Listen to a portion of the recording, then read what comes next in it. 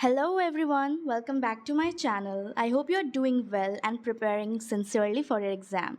Today we are starting the part 2 of unit 2 which is about the determinants of India's foreign policy. इसके पहले मैंने एक पिछला part भी रिलीज़ कर दिया है और अगर आपने नहीं देखा इसे आप डायरेक्टली देख रहे हो या आपने पिछला चैप्टर कवर नहीं किया है तो आई वुड सजेस्ट कि आप जाके पहले वो वीडियो देख लें ताकि ये चैप्टर आपको और अच्छे से समझ आए. Now this chapter length is huge so book पर मत जाओ. मैं आपको कुछ भी मिस नहीं होने दूंगी. One small request that you don't have to keep following every line. बस अपने कान खोल लो और listen carefully what I am about to explain and don't worry I won't miss anything. तो पिछले लेक्चर में हम लोगों ने introduction, nature and type of determinants and major determinants के geographical factor, economics factor, historical and cultural factor, domestic milieu, ये सब हम लोगों ने कवर कर लिया था. आज हम लोग बाकी का आधा चैप्टर कवर करेंगे. सो चलो स्टार्ट करते हैं ज़्यादा टाइम लिए बिना, क्योंकि आप लोग को भी एग्ज़ाम की बहुत जल्दी होगी. Okay, just give me a second. Okay, so हम लोग का टॉपिक नेक्स्ट है पर्सोना ऑफ द लीडरशिप.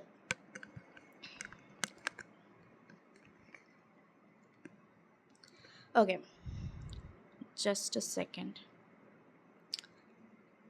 देखो, जब हम लोग कहते हैं persona of leadership then what do we mean by that. Simple word में कहा जाए तो लीडर्स की पर्सनैलिटी को या उनके विजन को या उनकी डिसीजन मेकिंग स्टाइल किसी कंट्री के फॉरेन पॉलिसीज़ को कैसे इन्फ्लुएंस करती है, that is called persona of leadership. मतलब कि लीडर्स की पर्सनैलिटी भी इंडिया के फॉरेन पॉलिसीज़ को, मतलब किसी भी कंट्री के फॉरेन पॉलिसी को अफेक्ट करती है. अब सोचो, फॉरेन पॉलिसी रोबोट्स नहीं बनाते. क्रिटिकल मोमेंट्स पर लीडर को प्रेशर के अंडर डिसीजन लेने पड़ते हैं. उनकी करेज, विजन और प्रायोरिटीज़ कंट्री के एक्सटर्नल रिलेशन की डायरेक्शन बदल सकते हैं. एक स्ट्रॉन्ग और डिसिसिव लीडर बोल्ड एक्शन ले सकता है जो कंट्री की वर्ल्ड पॉलिटिक्स में पोजीशन को ट्रांसफॉर्म कर दे. दूसरी तरफ वीक या इनडिसाइसिव लीडरशिप डिप्लोमेटिक सेटबैक और even national security problem create कर सकते हैं. अब देखो, अगर मैं ग्लोबल एग्जाम्पल दूं जो आपकी बुक में ही दिया हुआ है, I will just highlight it to you. आप कहानी की तरह समझो. ब्रिटेन की विक्ट्री को अक्सर प्राइम मिनिस्टर विंस्टन चर्चिल की डिटरमाइंड लीडरशिप से एसोसिएट किया जाता है.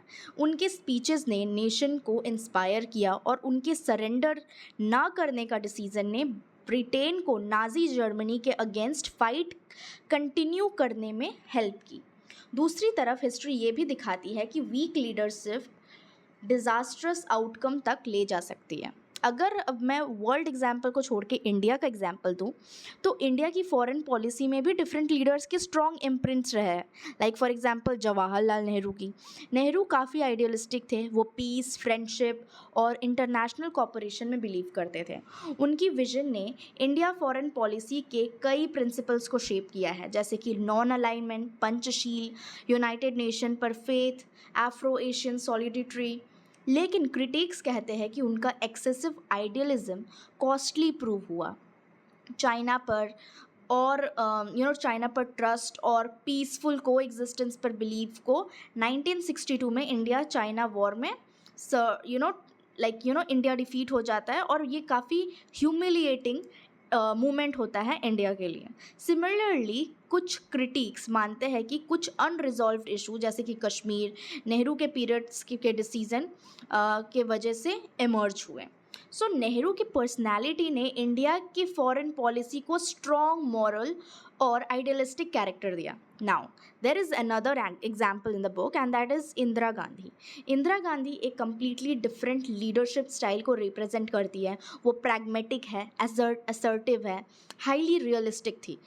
उनका मानना था कि नेशनल इंटरेस्ट सबसे पहले आना चाहिए. उनकी लीडरशिप में कई बोल्ड फॉरेन पॉलिसी डिसीजंस लिए गए हैं. Like for example Indo Soviet treaty of peace and friendship 1971. I will highlight you again कि इसे आप एकदम अच्छे से याद रखना. Indo Soviet treaty of peace and friendship 1971 उन्होंने ये साइन किया. उसके बाद जाके बांग्लादेश की लिबरेशन में सपोर्ट किया। 1971 में जो वॉर हुई पाकिस्तान के साथ इंडिया की, उसमें विक्ट्री हुई। फिर एंड में पोखरन न्यूक्लियर टेस्ट 1974 में कंडक्ट किया। उनकी लीडरशिप के अंडर इंडिया ने खुद को एक कॉन्फिडेंट और पावरफुल नेशन के रूप में प्रोजेक्ट किया। So this is the like you know the if I have to say the core argument, Nehru और इंदिरा गांधी के कंपैरिजन हमें एक इम्पॉर्टेंस लेसन सिखाता है। जैसे लीडर मैटर करता है, same country, same geography, same resources होने के बाद भी डिफरेंट लीडर्स के अंदर बहुत ही डिफरेंटली बिहेव कर रहे हैं। इसीलिए लीडरशिप की पर्सनैलिटी फॉरेन पॉलिसी का एक इम्पॉर्टेंट डिटर्मिनेंट होती है। आई होप आपको ये समझ आ गया हो। अगर मैं आपको एक इम्पॉर्टेंट एग्जाम लाइन की तरह बताऊं तो लीडरशिप का पर्सोना बेसिकली फॉरेन पॉलिसी को इन्फ्लुएंस करता है by shaping national priorities, diplomatic choices और इंटरनेशनल चैलेंजेस को अच्छे से रिस्पॉन्स करना। ओके, चलो now next is ideological predilection. Now foreign policy का एक मेजर डिटर्मिनेंट्स है आइडियोलॉजिकल प्रेडिक्लेक्शन। इसका सिंपल मतलब होता है पॉलिटिकल लीडर्स के आइडियोलॉजिकल बिलीव्स या प्रेफरेंसेस। इंटरनेशनल पॉलिटिक्स में लीडर्स कंप्लीटली न्यूट्रल होते हैं, उनके पास सोसाइटी और इकोनॉमी को लेकर सर्टेन बिलीव्स होते हैं। ये आइडियोलॉजिकल बिलीफ उनके फॉरेन पॉलिसीज चॉइस को इन्फ्लुएंस करते हैं। ओके, जैसे कि कैसे कैसे बिलीफ हो सकते हैं, जैसे कि कैपिटलिज्म या सोशलिज्म। 20th सेंचुरी के ऑलमोस्ट हाफ पीरियड तक इंटरनेशनल पॉलिटिक्स दो कंपीटिंग आइडियोलॉजीज़ के अंदर रिजॉल्व कर रही थी। कैपिटलिज्म जो यूएस से हो रहा था लेड, एंड सोशलिज्म और कम्युनलिज्म, ओके, जो सोवियत यूनियन की तरफ थे। ओके, तो ये राइवलरी इवेंचुअली कोल्ड वॉर में कन्वर्ट हुई। इस पीरियड में न्यूली इंडिपेंडेंट कंट्रीज़ पर प्रेशर था कि वो भी किसी एक कैंप को ज्वाइन करें। चाहे कंट्रीज़ इंडिपेंडेंट रहना चाहते थे, फिर भी लीडर्स की आइडियोलॉजिकल प्रेफरेंसेस फॉरेन पॉलिसीज़ को इन्फ्लुएंस करती थी। अब देखो यहाँ भी आपको मेरे मैं एग्जांपल बताती हूँ जो कि आपकी बुक में ही दिया हुआ है कि जवाहरलाल नेहरू का स्ट्रॉन्ग इंक्लिनेशन सोशलिज्म की तरफ था। वो एडमायर करते थे state led development, economic planning, social justice, inequality reduction. इन बिलीव्स की वजह से इंडिया ने सोवियत यूनियन के साथ क्लोज रिलेशंस डेवलप किए। Although India formally Soviet bloc का पार्ट नहीं था, एक्चुअली था ही नहीं, because India followed non alignment, right. India के इंटरैक्शन में सोशलिस्ट इन्फ्लुएंस क्लियरली विजिबल था। सो इवन दो वो फॉर्मली नहीं फॉलो कर रहे थे, लेकिन थोड़ा टिल्ट सोवियत यूनियन की तरफ था। इंडिया की डोमेस्टिक पॉलिसीज़ और इकोनॉमिक मॉडल में भी स्ट्रॉन्ग सोशलिस्ट फीचर्स थे। ओके, अब देखो दूसरा एग्जाम्पल है इंदिरा गांधी के भी ऊपर सोशलिस्ट इन्फ्लुएंस और भी ज़्यादा विजिबल हुआ, क्योंकि मैंने आपको पहले भी बताया था 1971 में उन्होंने Indo Soviet treaty of peace and friendship sign की। ये काफ़ी सिग्निफिकेंट था क्योंकि इंडिया हमेशा नॉन अलाइनमेंट को फॉलो करता था, राइट। लेकिन changing circumstances, specially Bangladesh crisis के टाइम और पाकिस्तान और यूएस के साथ टेंशन्स की वजह से इंडिया सोवियत यूनियन के और क्लोज चला गया। ये शो करता है कि ideological preferences foreign policy decision को इन्फ्लुएंस कर सकती हैं। अगर हम लोग कंटेम्प्रेरी इंडिया की बात करें ना, लाइक अभी रिसेंट डिकेड्स में, तो इंडिया की इकोनॉमिक पॉलिसी शिफ्ट हुई है liberalisation, privatisation, globalisation, free market reforms की तरफ। रिजल्ट के रूप में इंडिया ने स्ट्रॉन्गर रिलेशनशिप डेवलप किया है यूएस के साथ और वेस्टर्न इकोनॉमी के साथ और मेजर कैपिटलिस्ट कंट्रीज़ के साथ। इसका मतलब ये नहीं है कि इंडिया ने स्ट्रेटिजिक ऑटोनॉमी को जो है छोड़ दिया, बस ये शो करता है कि ideological orientation foreign policy priorities को अफेक्ट करती है। तो अगर मैं एक आपको आर्ग्यूमेंट का पॉइंट दूं तो फॉरेन पॉलिसी सिर्फ ज्योग्राफी या मिलिट्री पावर से शेप नहीं होता, लीडर के इकोनॉमिक, पॉलिटिक्स और इंटरनेशनल रिलेशन के बिलीव्स भी मैटर करते हैं। डिफरेंट आइडियोलॉजीज़ डिफरेंट पार्टनरशिप और प्रायोरिटीज़ क्रिएट करती है। इसीलिए आइडियोलॉजिकल प्रेडिलेक्शन फॉरेन पॉलिसी का इम्पोर्टेंट डिटर्मिनेंट्स है। आई होप आपको ये समझ आ गया होगा।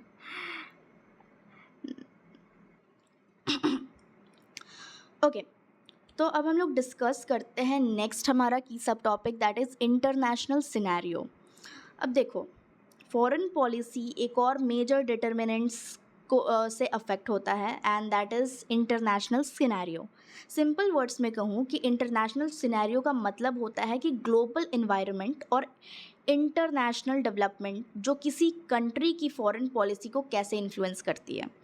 कोई भी कंट्री अपने फॉरेन पॉलिसी आइसोलेशन में नहीं बनाती। दुनिया में जो भी होता है, वॉर्स, इकोनॉमिक क्राइसिस, नई पावर का राइज, टेररिज्म या टेक्नोलॉजिकल डेवलपमेंट्स, ये सब हर नेशन की फॉरेन पॉलिसी चॉइसेस को अफेक्ट करती है।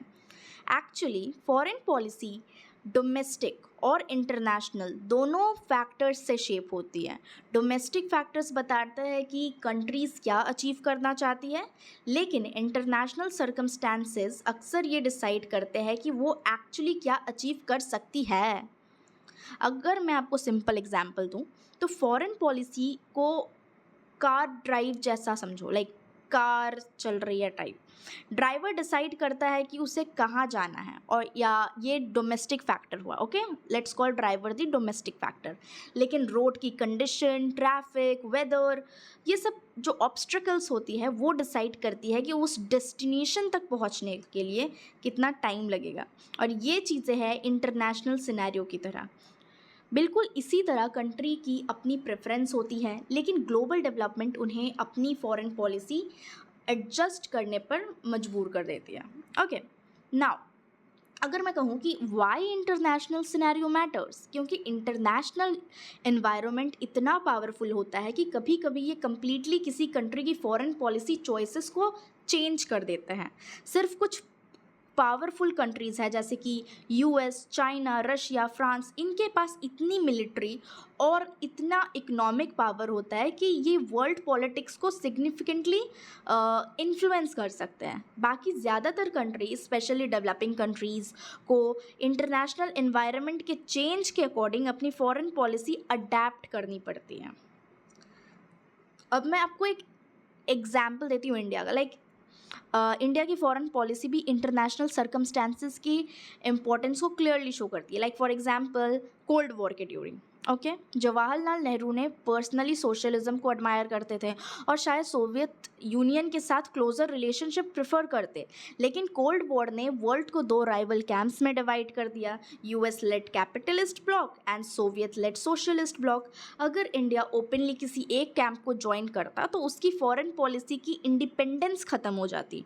इसीलिए इंटरनेशनल सर्कमस्टेंसेस ने इंडिया को नॉन अलाइनमेंट पॉलिसी अडॉप्ट करने के लिए पुश किया।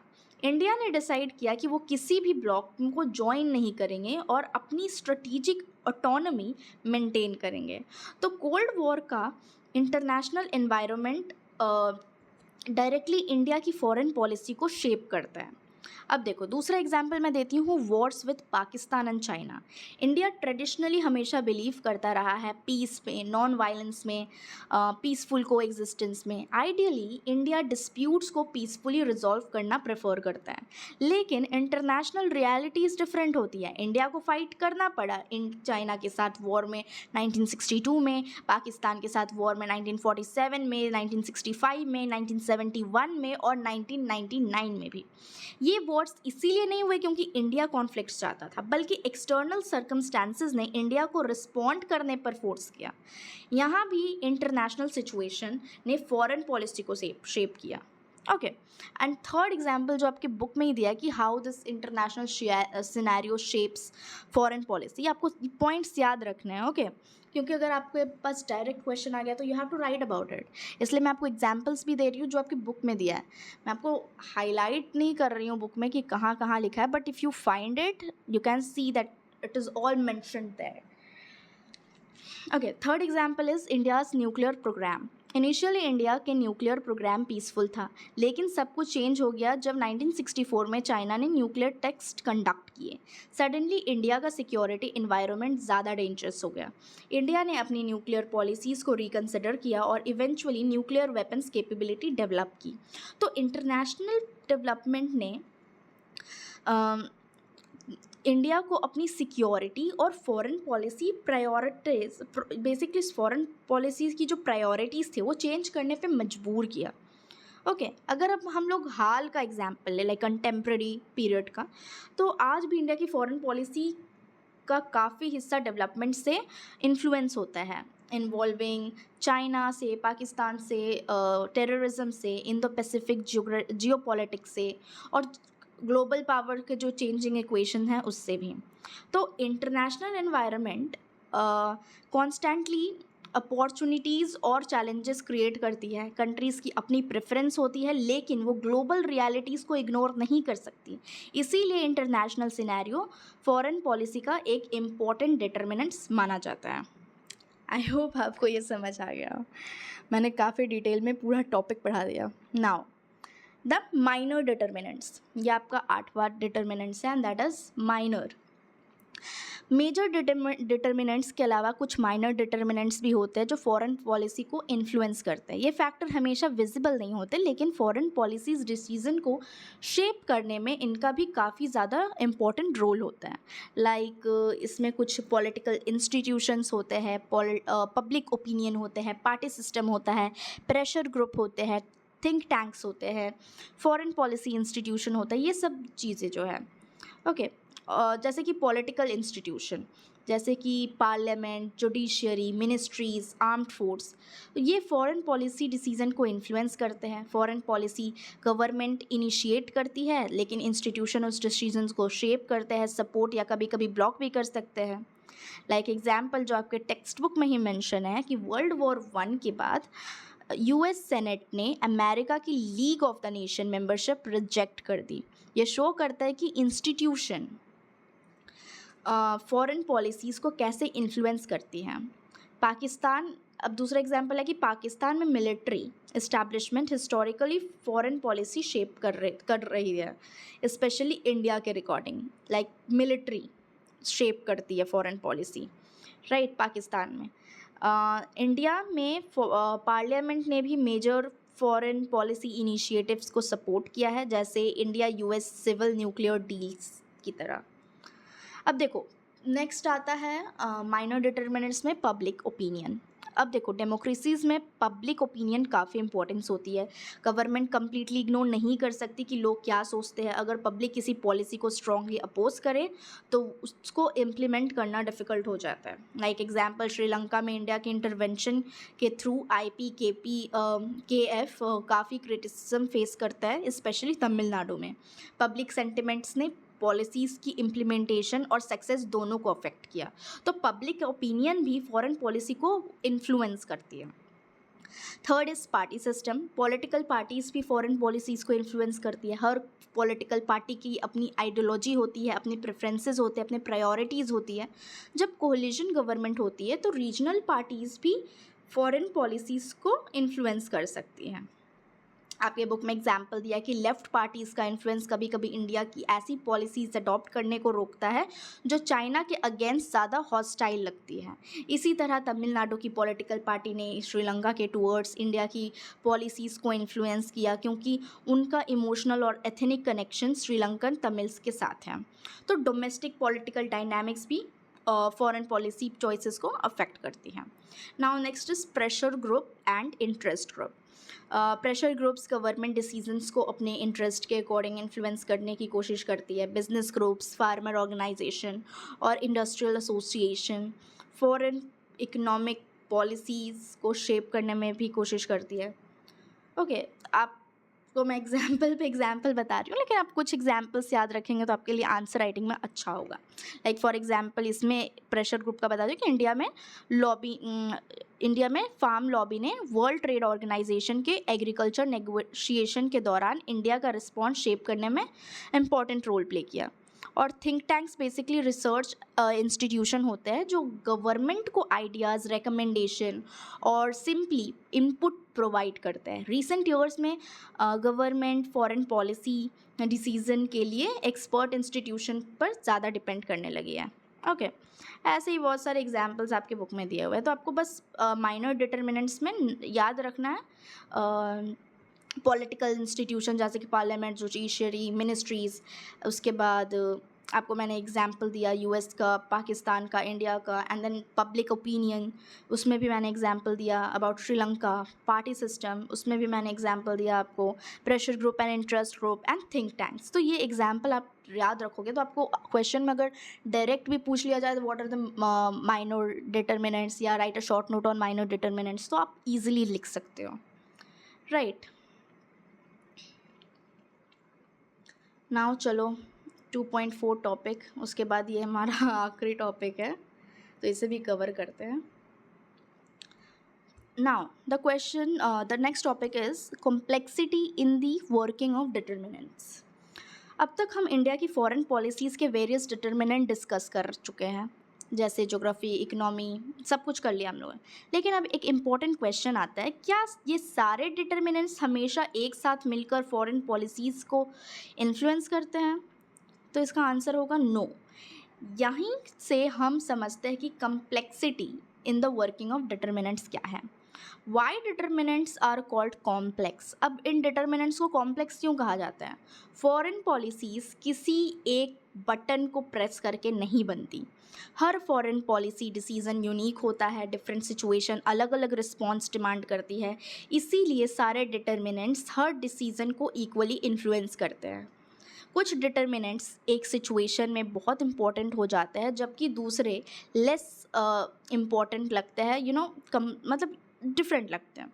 सिंपल वर्ड्स में अगर कहूँ मैं, तो डिटर्मिनेंट्स एक जनरल फ्रेमवर्क प्रोवाइड करता है जिसके अंदर फॉरेन पॉलिसीज़ के डिसीजन लिए जाते हैं। ये बाउंड्रीज और अपॉर्चुनिटीज सेट करते हैं, लेकिन मैकेनिकली हर डिसीजन डिक्टेट नहीं करते। तो फॉरेन पॉलिसी डिटर्मिनेंट्स को क्रिकेट टीम की तरह समझ लो। एक मैं आपको एग्जाम्पल दे रही हूँ समझाने के लिए। फॉरेन पॉलिसीज़ डिटर्मिनेंट को क्या समझो, क्रिकेट टीम की मेंबर की तरह। हर मैच में हर प्लेयर इक्वल कंट्रीब्यूशन नहीं देता। कभी बैट्समैन हीरो बन जाता है, कभी बॉलर मैच जिता देता है, कभी फील्डर डिफरेंस क्रिएट करता है। बिल्कुल इसी तरह हर बार अलग अलग सिचुएशंस में अलग अलग डिटर्मिनेंट्स इंपॉर्टेंट हो जाते हैं। फॉरेन पॉलिसी जो है कलेक्शन होती है मैनी डिसीजंस का। Foreign policy is the collection of many decision. Foreign policy कई डिसीजन का कलेक्शन होती है जो अलग अलग टाइम पीरियड्स में चेंजिंग डोमेस्टिक और इंटरनेशनल इवेंट्स के रिस्पॉन्स में ली जाती हैं। इसीलिए जो डिटर्मिनेंट्स एक डिसीजन को इन्फ्लुएंस करते हैं, ज़रूरी नहीं कि वही दूसरे डिसीजन को भी इन्फ्लुएंस करें। लाइक एग्जाम्पल जो आपकी बुक में दिया है, that is non alignment. Independence India के अर्ली ईयर्स में नॉन अलाइनमेंट अडॉप्ट करना एक अच्छा एग्जाम्पल है। उस वक्त दुनिया कोल्ड वॉर की वजह से दो ब्लॉक्स में डिवाइडेड थी, अमेरिकन ब्लॉक, सोवियत ब्लॉक। यहाँ इंटरनेशनल एनवायरनमेंट सबसे इम्पॉर्टेंट डिटर्मिनेंट बन जाता है। हिस्ट्री और आइडियोलॉजी जैसे दूसरे फैक्टर्स भी रोल प्ले करते हैं, लेकिन मेनली कोल्ड वॉर का इंटरनेशनल सिनेरियो ही इंडिया को नॉन अलाइनमेंट की तरफ पुश कर रहा था। ये एग्जाम्पल दिखाता है कि कभी कभी एक डिटर्मिनेंट सबसे ज़्यादा इन्फ्लुएंशियल हो सकता है बाकी कंपेयर टू अदर्स। नाउ इस टॉपिक में आपका और भी कुछ दिया हुआ है, and that is 3 ways in which determinants work. देखो, डिटर्मिनेंट्स 3 वेज में ऑपरेट होते हैं। First is positive inducement. अब इसका क्या, कभी कभी डिटर्मिनेंट्स मिलकर गवर्नमेंट को एक पर्टिकुलर पॉलिसी अडॉप्ट करने के लिए इनकरेज करते हैं। इस केस में डिटर्मिनेंट्स जो होते हैं पॉजिटिव फोर्स की तरह काम करते हैं। Like example Kashmir issue and the United nation. Independence के तुरंत बाद इंडिया ने कश्मीर इशू को यूनाइटेड नेशन सिक्योरिटी काउंसिल के पास रेफ़र करने का डिसीज़न लिया। क्योंकि कई डिटर्मिनेंट्स इस डिसीजन को सपोर्ट कर रहे थे। इंडिया का पीसफुल सेटलमेंट ऑफ डिस्प्यूट्स में बिलीव करना, नेहरू का idealistic world view, United nation पर फेथ, इंटरनेशनल लॉ के प्रति कमिटमेंट, इंडिया की पीस लविंग नेशन वाली इमेज, ये सारे डिटर्मिनेंट्स मिलके इंडियन लीडर्स को डिप्लोमेटिक सोल्यूशन चूज़ करने के लिए इनकरेज करता है instead of complete military action. तो ये था पॉजिटिव इंड्यूसमेंट का एग्जाम्पल। सेकंड होता है रेजिस्टेंस, कभी कभी डिटर्मिनेंट्स किसी पर्टिकुलर पॉलिसी डिसीजंस का रेजिस्टेंस करते हैं। इस केस में ये ऑब्स्ट्रैकल की तरह काम करते हैं और कभी कभी कुछ पॉलिसीज़ को अडॉप्ट होने से रोक भी देते हैं। लाइक एग्जांपल, इंडिया के relations with US during the cold war. Cold war के बाद इंडिया के पास एक ऑप्शन था कि वो यूएस के साथ ज़्यादा फ्रेंडली हो जाए, लेकिन कई डिटर्मिनेंट्स इस मूव को डिस्करेज कर रहे थे। नेहरू की सोशलिस्ट ओरिएंटेशन, इंडिया का anti imperialist outlook, socialist policy के लिए सिंपैथी, पाकिस्तान का यूएस के साथ ग्रोइंग अलायंस, ये सब फैक्टर्स अमेरिका के टूवर्ड्स मिसट्रस्ट क्रिएट कर रहे थे। रिजल्ट ये हुआ कि इंडिया यूएस के क्लोज अलाइन नहीं हुआ और ग्रेजुअली सोवियत यूनियन के साथ क्लोजर रिलेशनशिप डेवलप किए। तो यहाँ डिटर्मिनेंट्स रेजिस्टेंस फोर्स की तरह काम करते हैं। And third is modification. कभी कभी डिटर्मिनेंट्स तो कभी कभी डिटर्मिनेंट्स ना फुली सपोर्ट करते हैं और ना अपोज, ना ही फुली सपोर्ट करेंगे ना ही अपोज, बल्कि वो ग्रेजुअली कंट्री को अपनी फॉरेन पॉलिसी मॉडिफाई या रीओरिएंट करने के लिए पुश करते हैं। अब मैं इसका एग्जांपल दूँ तो इकोनॉमिक डेवलपमेंट जो आता है 1991 में, काफ़ी डिकेड्स तक इंडिया की फॉरेन पॉलिसी मेनली ज्योग्राफिकल और स्ट्रेटेजिक कंसर्न से इन्फ्लुएंस होती थी, लेकिन धीरे धीरे इकोनॉमिक डेवलपमेंट का इम्पोर्टेंस बढ़ने लगी क्योंकि नीड थी उस वक्त फॉरेन इन्वेस्टमेंट की, टेक्नोलॉजी की, ट्रेड की, इकोनॉमिक ग्रोथ की। तो इन सब ने इंडिया को ग्रेजुअली इकोनॉमिक रिफॉर्म की तरफ पुश किया। 1991 के बाद इंडिया ने अडॉप्ट किया लिबरलाइजेशन, प्राइवेटाइजेशन, ग्लोबलाइजेशन और फॉरेन पॉलिसीज़ भी इंक्रीजिंगली इकोनॉमिक ऑब्जेक्टिव पर फोकस करने लगी। इंडिया ने ज़्यादा फोकस करना स्टार्ट किया फिर ट्रेड पार्टनरशिप पर, इकोनॉमिक डिप्लोमेसी पर, फॉरेन इन्वेस्टमेंट पर, ग्लोबल मार्केट के साथ इंटीग्रेशन पर।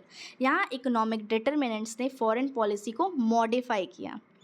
तो अगर मैं कोर आर्ग्यूमेंट बताऊं तो सबसे इम्पॉर्टेंट बात याद रखनी है कि डिटर्मिनेंट्स डायनामिक होती है। ये फिक्स्ड या प्रेडिक्टेबल वे में काम नहीं करती, कभी सपोर्ट करती है, कभी अपोज करती है, कभी एग्जिस्टिंग पॉलिसीज़ को ही ट्रांसफॉर्म कर देती है। इसीलिए फॉरेन पॉलिसी को समझने के लिए ये समझना ज़रूरी है कि डिटर्मिनेंट्स अलग सिचुएशन में कैसे इंटरेक्ट करती है। अगर मैं आपको वन लाइन समझाऊं जो आपको एग्ज़ाम में लिखना ही लिखना चाहिए, तो फॉरेन पॉलिसी के डिटर्मिनेंट्स डायनामिक और कॉम्प्लेक्स होते हैं। सर्कमस्टेंसेस के अकॉर्डिंग ये पॉलिसीज़ डिसीजंस को इनकरेज, रेजिस्ट या मॉडिफाई करती है। This is the complexity, encourage, resist या मॉडिफाई। दिस 3 वेज को आपको याद रखना है। ग्रेट, चलो अब आपका ये पूरा चैप्टर फिनिश हो गया है।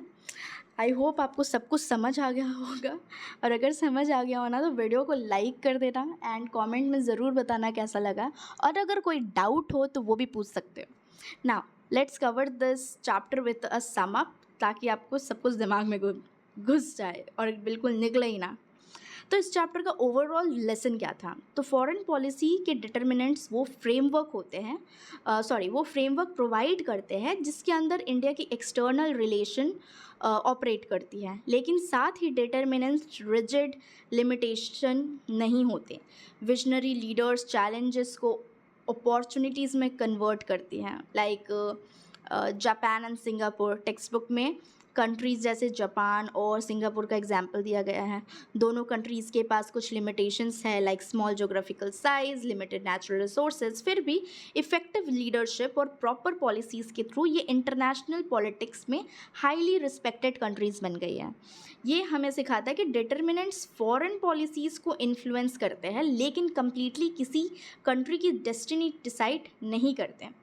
अब इंडिया के एडवांटेज की बात करूँ तो एक्चुअली इंडिया काफ़ी फॉर्चुनेट है। इंडिया के पास लार्ज जोग्राफिकल साइज़ है, स्ट्रेटेजिक लोकेशन है, ह्यूज पॉपुलेशन है, रिच रिसोर्सेज हैं, एंशिएंट सिविलाइजेशन है, बहुत ही ज़्यादा वाइब्रेंट डेमोक्रेसी है और स्ट्रॉन्ग ह्यूमन कैपिटल है।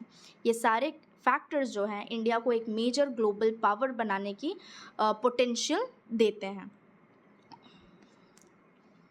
चलो, आई होप आपको सब समझ में आ गया हो। तो मिलते हैं नेक्स्ट वीडियो में, और फिर से अभी के लिए बाय बाय।